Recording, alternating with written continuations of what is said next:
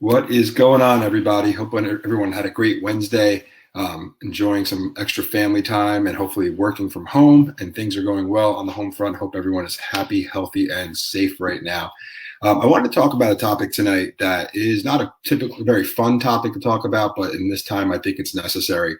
And it's something that keeps getting brought up in many different conversations that I'm having. So I want to make a quick video and make sure that people are aware of what mortgage forbearance is and how it might be something that could help you in these uncertain times with just uncertainty going on and craziness going on in the world financially, and everyone has different situations. So the question is, do you have a mortgage, and is there a possibility that you could lose some or all of your income in the next month, 2 months, 3 months, 6 months, depending on how long things go on with the coronavirus? And if you do, you should be asking the question, what is mortgage forbearance?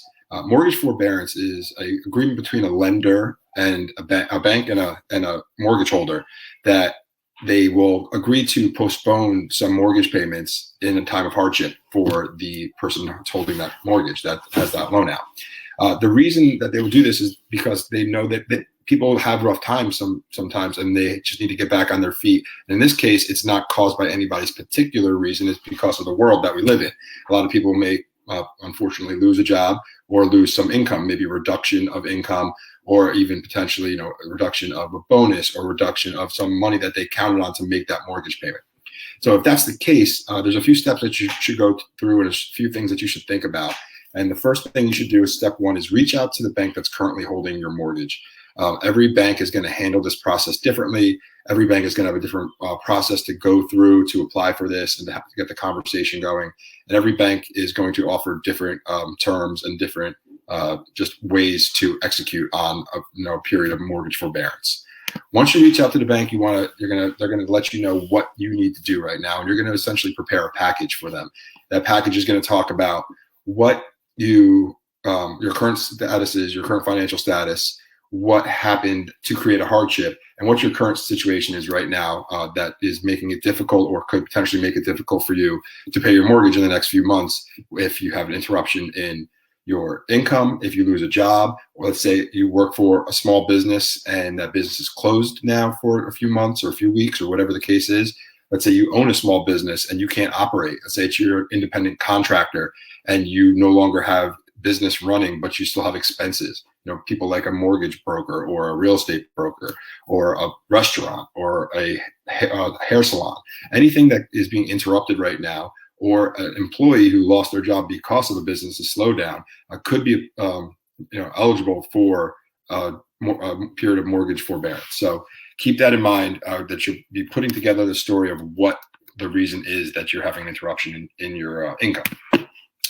Once you do that and submit it, make sure you follow up with your bank. The banks are very, very busy right now. And even before coronavirus really threw a wrench in everybody's financial situation and caused all this interruption of income, they were doing a ton of refinances and the purchase market was very busy. So they were already starting to get backed up because of just natural business cycles and because of the overloading of refinances with lower interest rates.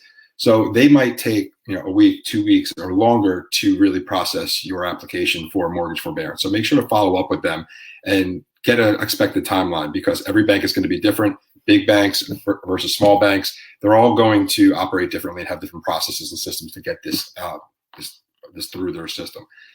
Keep in mind a few different things. One is the person that you should be reaching out to is the bank who currently holds your mortgage, not the person who originated your mortgage. Many times, even if it's a big bank or a mortgage broker, the person who helped you get the mortgage, your broker or your originator, that person's bank sold it on a secondary market. So whoever you currently make the payments to are the people that you need to reach out to.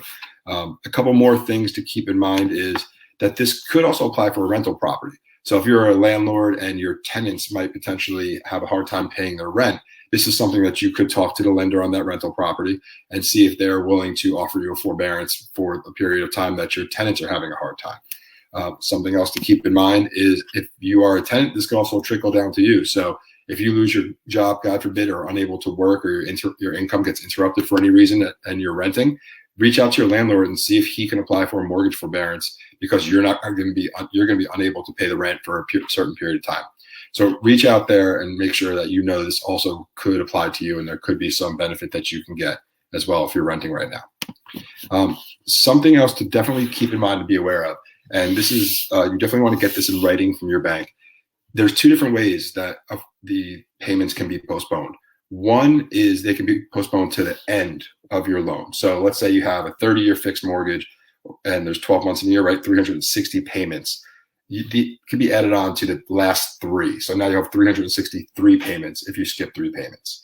They can also be what's called ballooned, which means they may be due at the time that this forbearance is done. So let's say you have a $3,000 mortgage and you skip 3 months in, let's say, April, May, June. In July, they may be expecting $9,000 plus your $3,000 rent payment. Most banks are tacking it on to the end. Not many that I'm aware of are doing the balloon up front. But make sure you get that in writing and are very, very clear on what your expectations are of when this money will have to be paid back. Because it's not skipping, it's not pausing, it's forgiving them now to be paid back at another time. So keep that in mind, and don't be surprised when the payments do come due. Lastly, one last thing to keep in mind is that taxes are still due unless otherwise stated from the city or municipality or state government that property taxes are not payable or postponed for any reason. We're just talking about the principal and interest here. We're not talking about taxes. So many times the mortgage company will still collect that tax portion of your payment, which is that escrow amount that gets kept in an escrow account, and they pay your taxes quarterly or biannually or annually, depending on your city tax them. Keep that in mind because those will still be payable. So make sure you're clear on what that amount is, and you're continuing to send that to either your mortgage company, or if you decide to hold that money yourself and pay it quarterly or semi-annually, do that yourself. So a couple things to keep in mind there. Hope this was helpful. Bottom line is, if you have a mortgage, if you're worried at all about losing any part or all of your income, reach out to the person that you currently are making your mortgage payments to. Ask them if they are working with any of their borrowers and offering mortgage forbearances, and then follow the steps and see if you can get a little bit of financial relief in a time of uncertainty or of difficulty. So if you have any questions, feel free to reach out to me. I'm happy to talk through anybody's specific situations with them, or try to troubleshoot anything that's needed. And if any other questions, real estate related, or what's going on in the market right now, let me know. We have a few more really great guests coming up over the next few days. We have a title company that's coming out to talk about how we're doing closings right now. We have a lender coming to talk about what the lending environment looks like, appraisal look like, how things are being processed, what time off to expect.